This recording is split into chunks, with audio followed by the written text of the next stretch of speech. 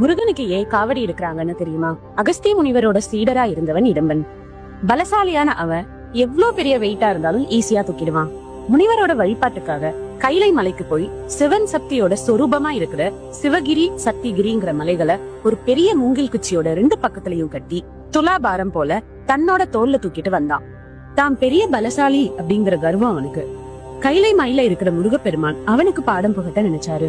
இடும்பன் முருகனோட திருவிளையாட்டால பாதை தெரியாம தடுமாற ஒரு சின்ன பையன் வேஷத்துல முருகன் வந்து இடும்பனுக்கு வழிகாட்டினாரு.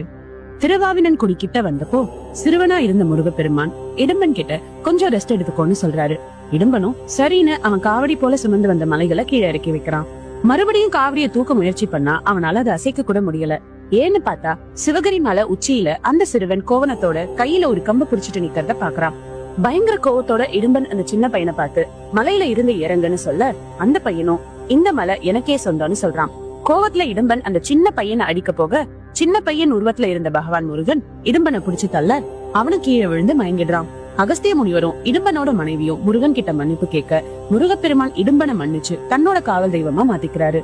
இடும்பன் 2 மலைகளை தூக்கின அந்த நிகழ்வை நினைவுபடுத்தும் விதமா தான் மனிதர்கள் முருகப்பெருமானுக்கு காவடி தூக்குற பழக்கத்தை கொண்டு வந்தாங்க.